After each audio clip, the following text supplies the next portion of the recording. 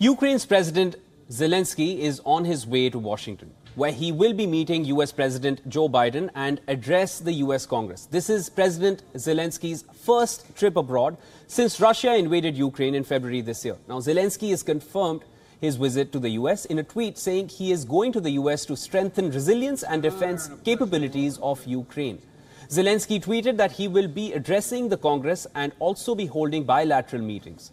White House spokesperson has said that Zelensky will join President Biden at the White House for the announcement of a significant new package of security assistance. Reports quoting senior White House officials say that the Patriot air defense missiles will be part of the package. Zelensky's trip underscores that the US has been the most important supporter of Ukraine's war effort. It is already providing an estimated $50 billion in total aid, including some $20 billion by way of security assistance.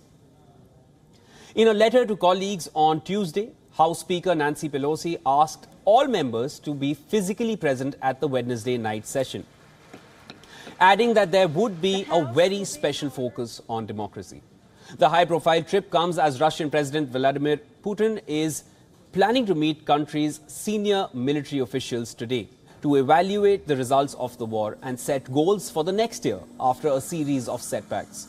On Tuesday, the Ukrainian leader made a surprise trip to the troops in battered eastern frontline city of Bakhmut, underlining Russia's stuttering but persistent attempts to capture it. In contrast, Russian President Putin awarded medals to the Russian-appointed leaders of the 4 regions of Ukraine that Moscow has claimed to have annexed since its special operation in Ukraine began in February. Meanwhile, the World Bank said it had approved an additional package of $610 million to address urgent relief and recovery needs in Ukraine. In the nearly 10 months since Putin ordered his troops into Ukraine, his allies may be having second thoughts over continuing the supply of financial and military aid to Kiev. As Zelensky visits the United States, there are many countries, such as India, that want the war to end to mitigate inflationary pressures and alleviate the unprecedented energy and food crisis. UK Prime Minister Rishi Sunak has said that Britain will match for or exceed $2.8 billion military aid to Ukraine. But he has also reportedly ordered audit of Ukraine war spending. Reports said that the audit will also emphasize the impact of UK's military contribution to Ukraine. Even Italian Defense Minister has expressed reservations about military aid to Ukraine, saying that the European Union should provide financial support to countries that were giving aid to Ukraine.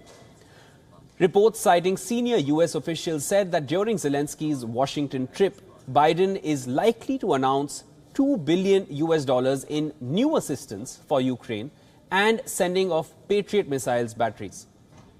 It's an honor and a pleasure. However, Zelensky's assertion that its counter-offensives against Moscow are going well, assuming continued financial and military support from its allies, has escalated concerns among those who want to avoid provoking a wider global conflict.